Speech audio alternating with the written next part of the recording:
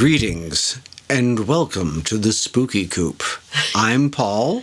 And I am Michelle. And we're at the Spooky Coop. Welcome to the Spooky Coop.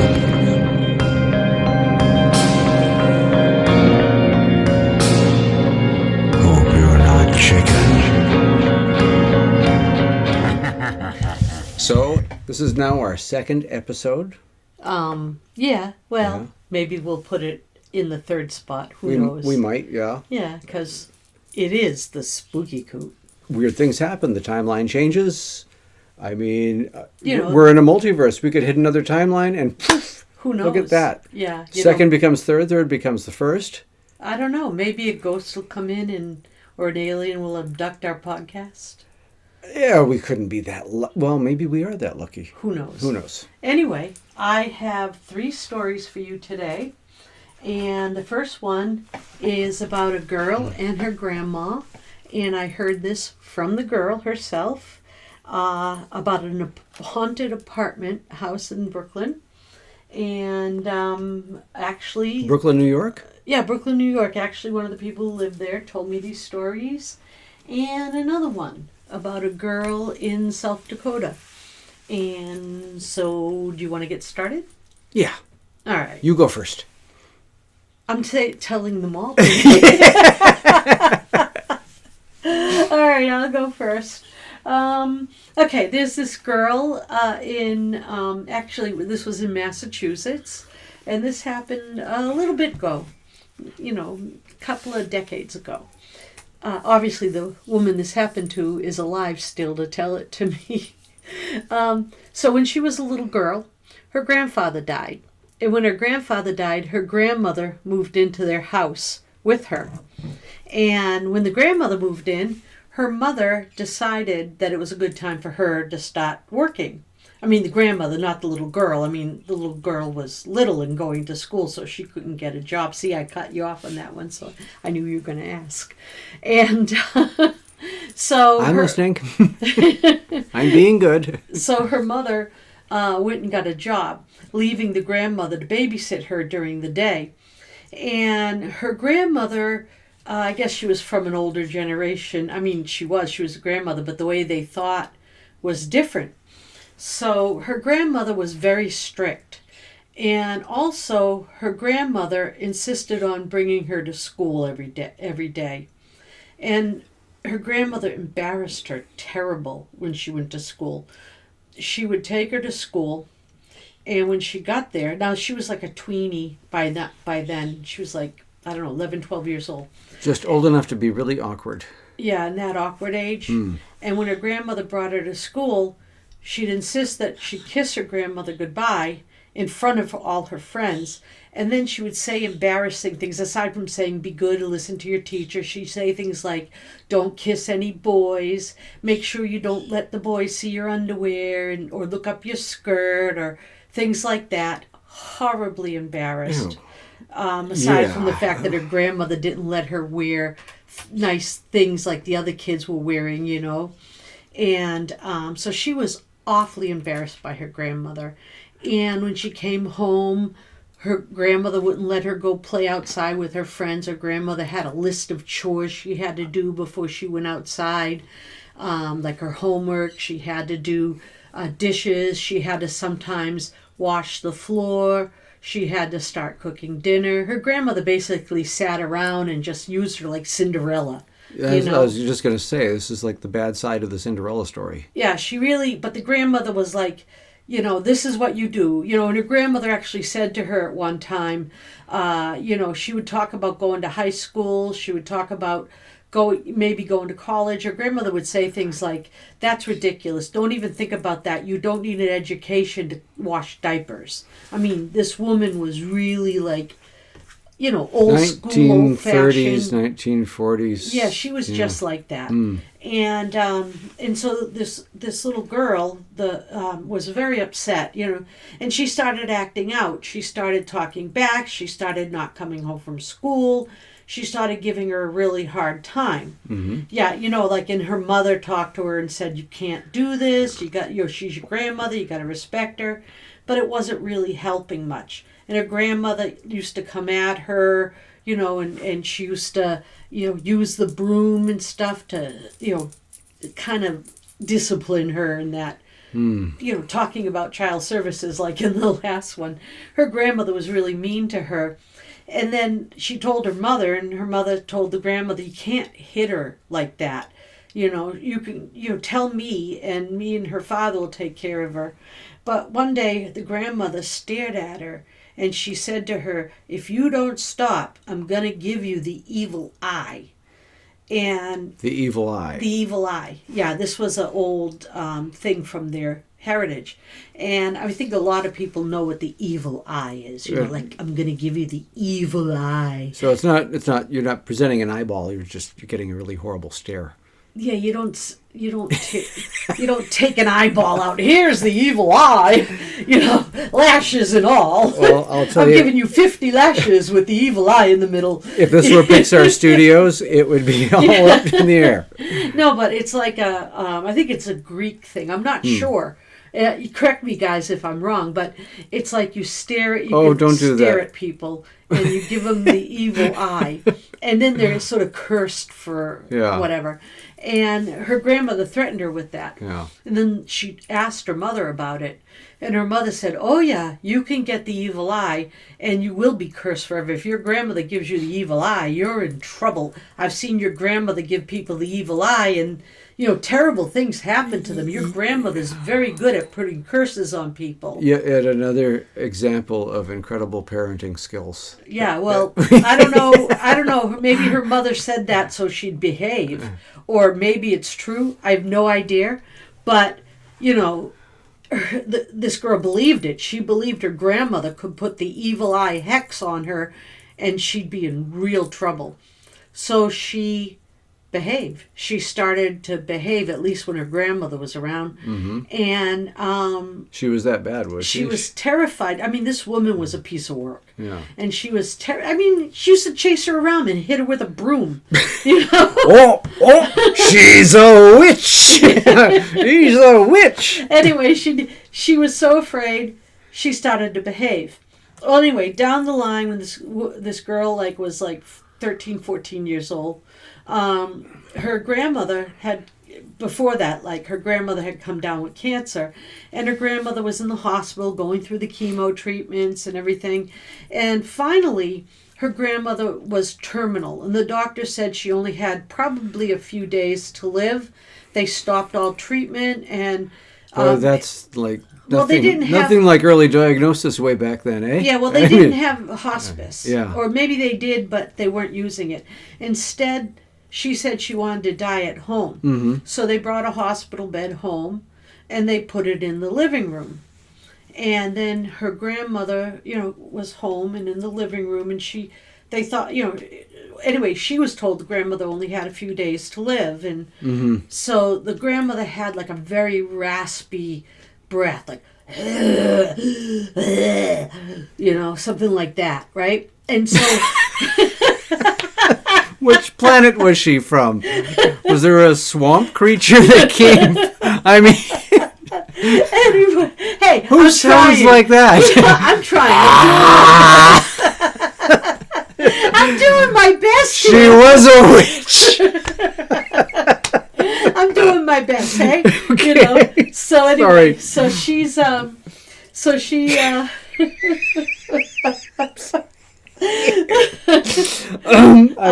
okay. I'm sorry. Okay. Go ahead. So every night the little girl went to bed, and she was absolutely terrified hearing this breathing all night, hearing it. And so when she heard this breathing, she would have nightmares. And she'd have nightmares that some terrible creature was chasing her, and that, something was chasing her. Finally, when she'd fall asleep, eventually, she'd wake up in the morning and she'd still hear the... Don't start.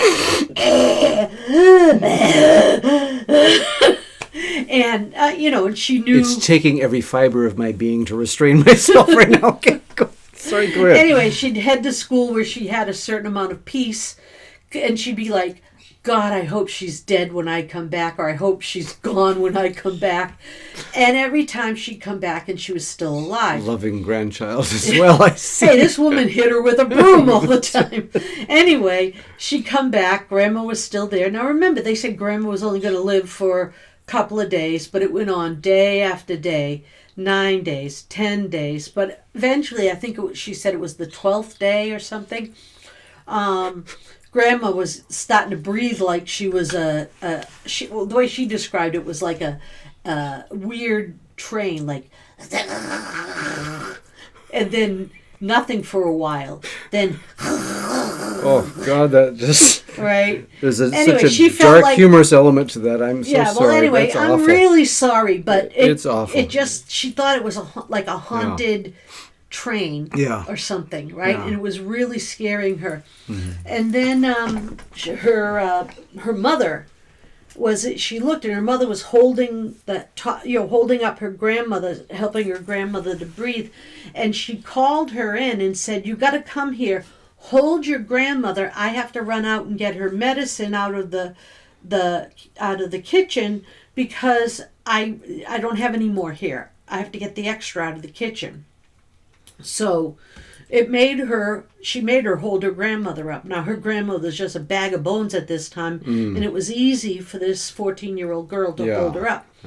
So when she was holding her up and just trying to cover her ears, of course she had, just trying to close her ears without her hands, holding her grandmother up, all of a sudden her grandmother opened her eyes really, really wide and intensely, staring at this poor 14-year-old girl right in her eyes, and like with intense fear in her eyes, staring at her. Yeah. And she felt all this fear boil up in her too. Their eyes were locked. Yeah. And then her grandmother put up her hands and grabbed her face, and she was terrified. It was like, holy crap. And she felt all this fear pour into her, and she thought for sure she was being cursed with the evil eye.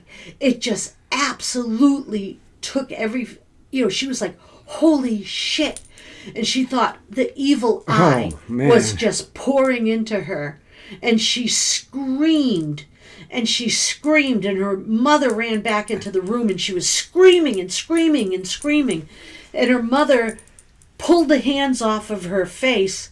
And as soon as her mother pulled the hands off her face, she ran like a fireball up to her bedroom and slammed the door and got under her covers and started to cry and cry and cry and pray. She kept praying and praying. What a trauma to go through. And praying that she didn't have the evil eye, and she hoped everything would go away.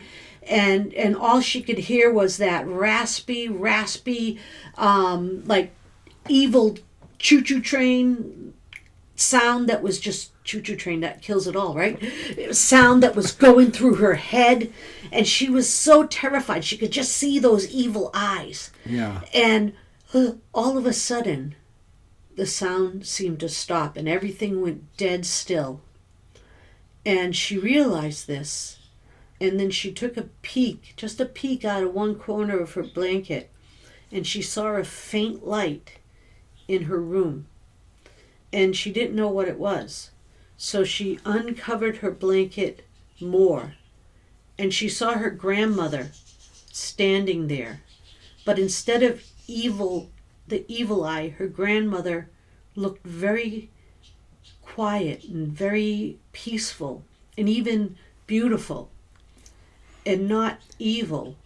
And her grandmother was standing there, and she had a beautiful red satin dress on.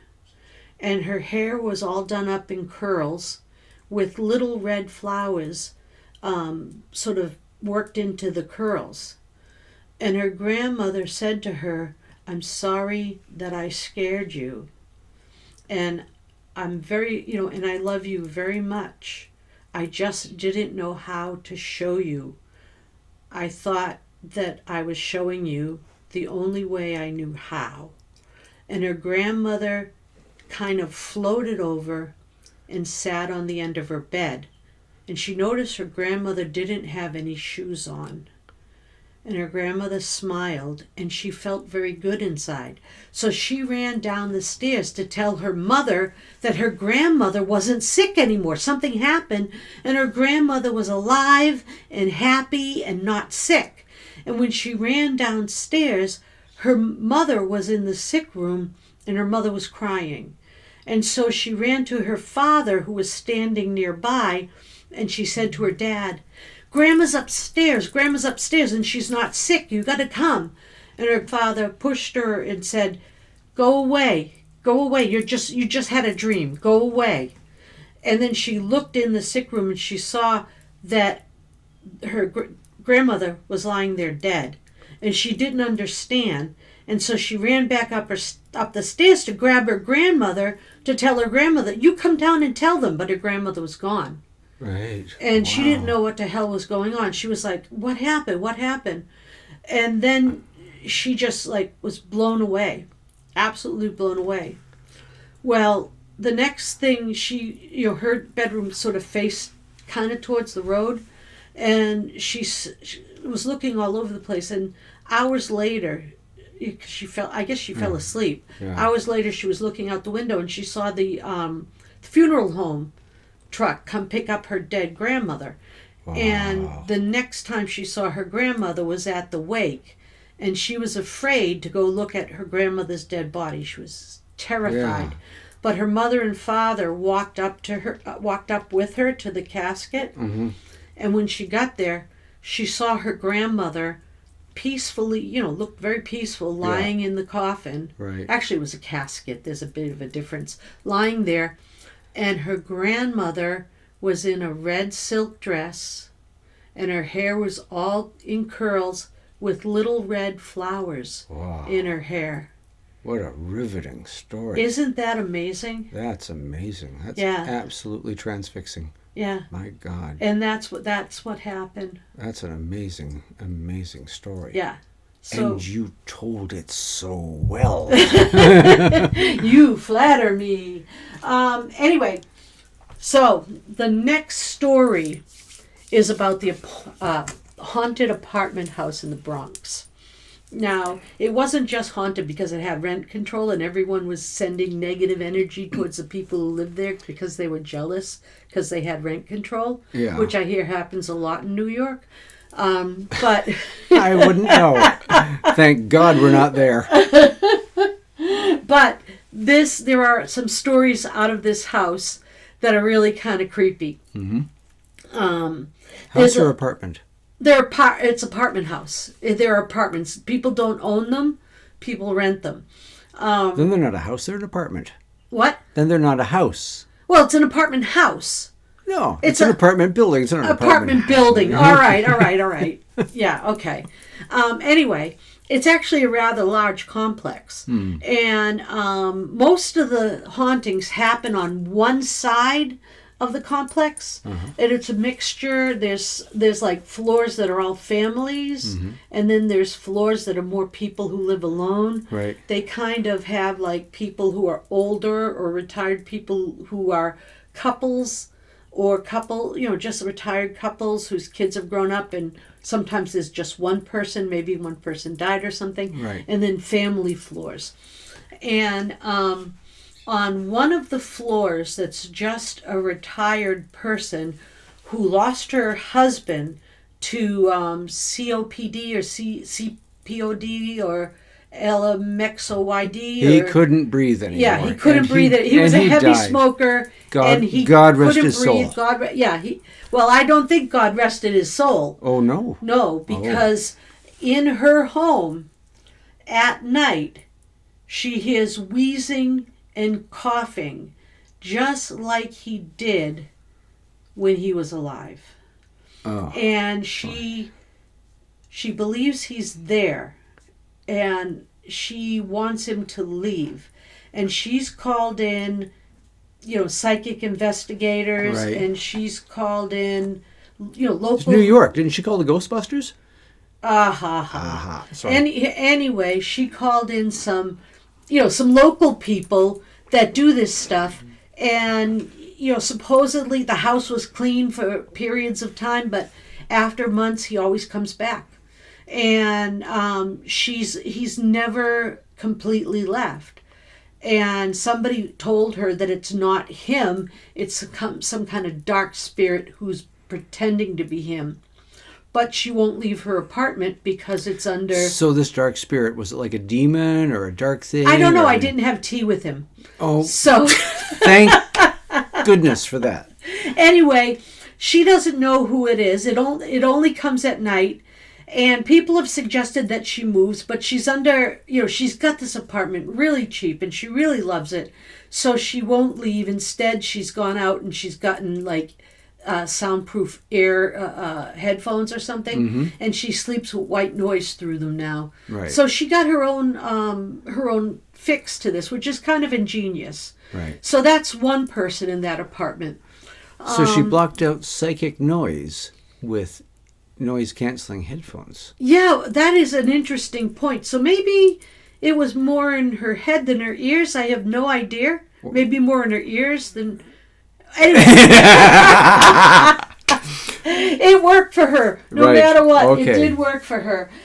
The next one from that apartment building that I have to tell you about is this woman. We'll call her Jan. Her name is Jan. Anyway. But not Karen. No, but her name is Jan, so we'll call her Jan. Okay. I mean, there's a lot of Jans in Brooklyn, I assume. Billions of people. Well, anyway, when she moved into her apartment, she noticed that the mirror in the bathroom on the medicine cabinet was cracked. So she asked the superintendent of the building if they'd come up and change it. And they did. And sometime, somewhere a few months later...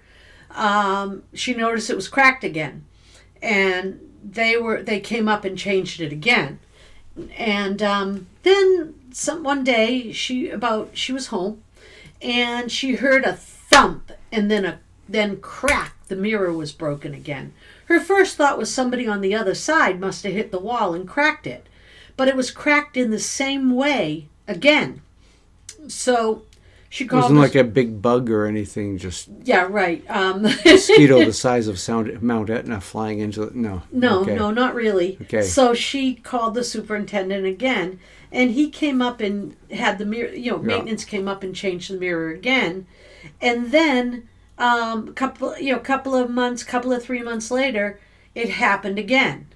And, big thump, and then the mirror broke. And when she called, he said, "Look, lady, we're not going to come up and change that mirror again." So she went out and she got a new medicine thing and put it in, and 3 months later, thump, and the mirror was broken in the same way. And she was like, "Holy crap, what the heck is going on?" Right. And then she started thinking. And she wrote on the calendar, mirror was broke, because she seemed to think it was a pattern. So she wrote down, mirror broke. And then she just left the mirror, and she, put a mark on the mirror, or tape on the mirror, something like that. And then... She marked the date or something that had happened? Yeah, she wrote it on, she marked her calendar. Okay, got it. And then she heard that thump, and then the mirror got hit again. And then she marked her calendar. And then quite a while later, she hears thump, marks the calendar again. Right. So around 7:15, 7:16 at night, every 53 days, she hears this thump. 53 days. Every 53 days, she hears a thump, and then the mirror gets hit. So she started thinking, there's something going on here. So as the next cycle of 53 days comes up, she gets her iPhone out. She sets it up in front of the bathroom. Yep. She makes sure that it's all charged up and everything. She sets the whole thing up. She puts a brand new mirror face on. Yeah. And she waits. Okay. And at the exact time that it had been happening, she hears thump, and then the mirror breaks. And she's like, I got it on my cell phone. Everything is great. Yeah. And then she turns her cell phone around, goes to play it so she could send it to all her friends and everything. Cell phone's battery is completely dead. It's absolutely dead. She had just charged it. So she's like, what the hell? It was a ghost or a demon that sucked it all out. It's a witch. So she plugs it in, figuring, well, maybe it recorded anyway before it died. And there's nothing. No recording. Nothing. So she's like, what the hell? You know? Right. Right? Yeah. She's like, this is crazy. This is absolutely insane. So did she go out and buy emotional damage? And so she takes this and she's just frantic. So she waits another 53 days. She sets the whole thing up again. This time she plugs in her cell phone. Right. And knowing that it's plugged in, it shouldn't die. Right. Right? Doesn't matter. She sets the whole thing up, plugged into the wall, and it still somehow dies and does not record it. Frio is good. It's, which one is it? Hi-ya. Hi-ya. Hi-ya. Another emotional damage. Yeah. So, like, is this a ghost trying to get the message across that that cell phones are bad for you? I mean, what's the whole... And don't look at the mirror. Yeah, anyway, nothing happened. Right. Nothing. So after that, she took the mirror out and said, no more mirror in here. No more. She put like a mirror in her, just the mirror in her bedroom. Mm-hmm. She's going to put all the makeup on out there and everything. No mirror in the bathroom. 53 days later, thump, sound of breaking glass. There's no mirror in there. But now, every 53 days, she hears thump, sound of breaking glass. She's decided to move. Last time she sent us anything, she had said that she's looking for a new apartment. That was just before we recorded this. So I don't know if she's gotten a new apartment or not, but heck, I'd move. In this market, she'd be broke. Oh, dear Lord. But anyway, hey, I would move. Yeah. Yeah, I would move. Well, really, I mean, 53 days is a long time, but the persistence, I guess. Yeah, the persistence, And not being able to solve it. And then when you invest yourself into it and... Yeah, I mean, it just kind of freaked her out, Yeah. Yeah. I mean, if anything, she should be careful. It could kill her phone. I mean, she has to replace a phone every 53 days or something. I don't know. I mean, I think what I would do is I'd probably sell tickets.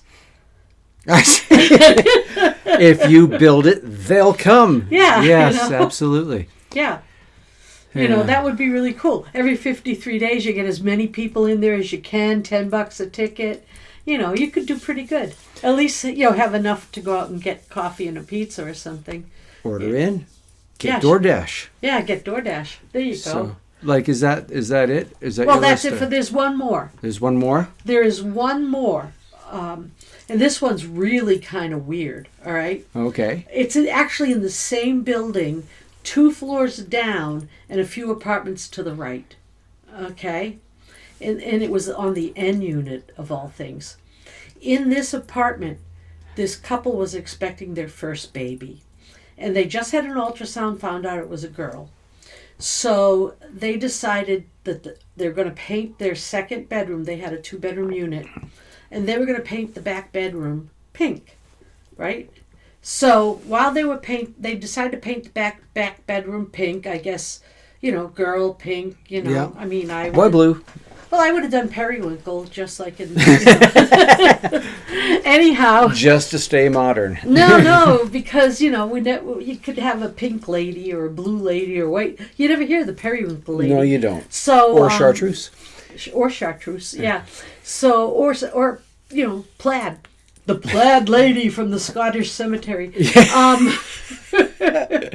The wail of bagpipes in the background. Yeah, the wail of bagpipes and the Scottish lady comes out. Anyway, oh God, what if somebody actually called us or wrote us and said, you think that was a joke, but over here in Scotland. Anyway, so they were painting the bedroom. Right. And when they got to this particular wall, this little piece of, whatever you call it. What do you call it? Drywall? The whole wall's drywall. But yeah. What's that they plug it with if you have a hole? Oh. Plug. We both know, and the mind goes. Well, anyway, this everyone's sitting there going. Everyone's sitting there going. It's called this. It's called this. It's called. Anyway, that's all the three people listening to this are going. It's this. It's. Let's hope there's more. Drywall filler, we'll call it. Well, yeah, whatever. This filler stuff. Plaster. Falls out. Yeah. Right, and it's got a hole about the size of a bullet, the size in shape of a bullet. There's no bullet in there. Maybe it was dug out or whatever by something, but it looks like there's a bullet hole in there. And so they can't paint around it. They don't want to. So he goes out and he gets some spackle. And the guy spackles. The guy goes and gets some spackle. And he fills in the hole with the spackle. He says, my arm's going like spackle, gotta fill it in. And he spackles in the wall. Yep. And whatever. It's called spackle, isn't it? Or speckle? Yes, it's called that. There's a few names. Oh, anyway. Over where we are, they call it spackle. Mm-hmm. Where you are, they might call it hole filler or something. I am from another planet, by the way. Yeah, on your planet, they probably call it... Anyway. No, they call it plaster. Okay, plaster. Anyhow, they fill it in. Uh-huh. And when it dries, they go to paint over it, and it goes plop right out onto the floor. Mm. And it shouldn't. No. So they fill it in again. Yeah. And plop right onto the floor. And this happens a few times. So who's on the other side of the wall? Nothing. It's just a wall. Oh. So, some ghostly finger comes out and pushes. So they finally call a professional. The professional comes in and he cuts like a square type of place, a whole square around the hole. Mm-hmm. And he puts in a matching square of drywall. Mm-hmm. And he finishes it out so there's, because, this way there's no hole. Right. And he makes it real nice. Well, then weird things start happening. Like they didn't already. Well, really, really nasty. Raise it up. Okay. It brings it up a notch. Yeah. A round notch the size of a bullet. No. That passed through my mind. Yeah. Not the bullet, no. It brings it up. Square donut. Yeah. It brings it up. Gee, donut sounds good right now. It brings it up a notch. What happens is all of a sudden, they finish painting. Yeah. And then all of a sudden they start hearing voices in that back room. Voices that at first start like a mumbling. Mumble. How I normally sound when I talk to people. How you normally sound when you talk to me and you don't think I hear you. You hear everything. Yeah. Why do I have to do the dishes tonight? I did all the work. Oh, don't you? No, don't get into that. You finish the story. Yeah. Anyway, so they start hearing this mumbling in the back room, and then it gets a little bit louder, and they start hearing the sound of two people arguing, but they can't make out what they're arguing about.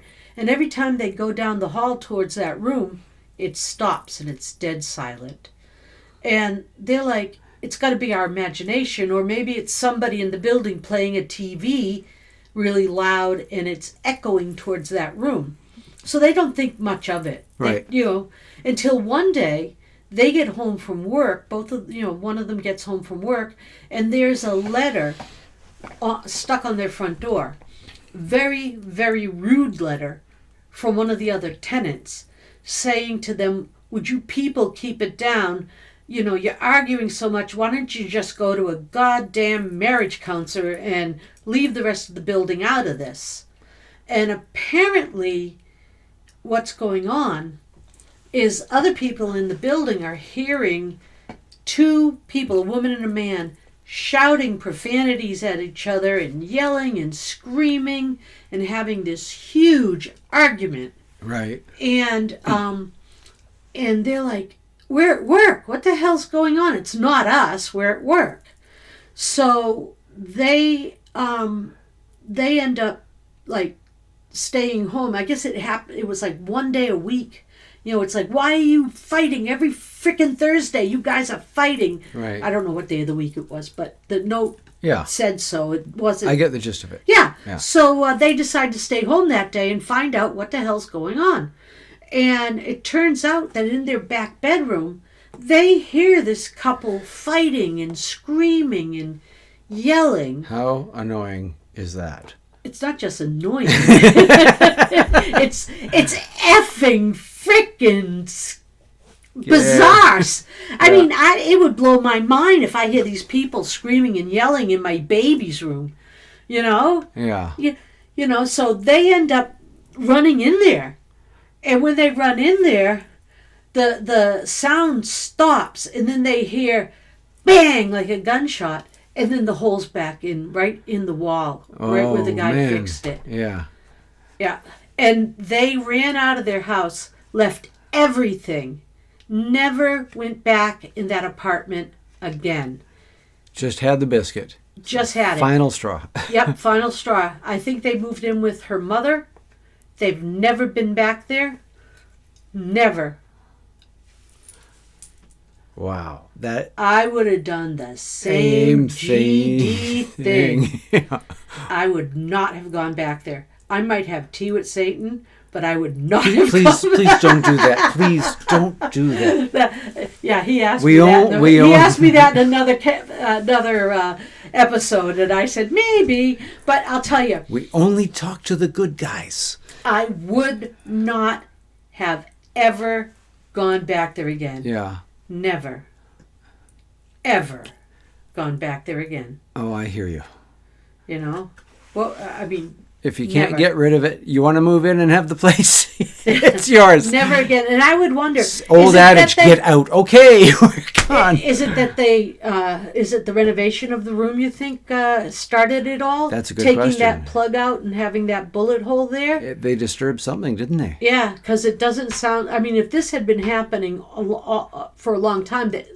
Other people who lived in that place they would have had the problem. Yeah, they would have encountered it. And somebody would have left a note like that before. We can't preclude the tenants themselves, too, if there's anything like... Sometimes there's people that are haunted. Yeah, that's true. They could have brought something with them. When they went back to her mother's house, it doesn't sound like they had anything follow them. No, so it seemed... that points to it being there. When they took that plug out, they unplugged the whole ghost thing, the whole thing. So I know it can be hard to find a place to live in New York, but you probably don't want to move into this place in Brooklyn. I don't know. I heard that Brooklyn's not really a place you want to hang out in anyway, but I've never been to New York, so I can't really talk about that. And with mean, ghostly guests, I mean, your quality of life's just going to go right downhill from there. Unless they pay half the rent. Unless then there's maybe noise-canceling headphones. Yeah, I don't know. So I guess that's it for today. Yeah, and I hope people enjoyed visiting the Spooky Coop. Thank you, everyone, for joining us in the Spooky Coop. We'll see you again next time.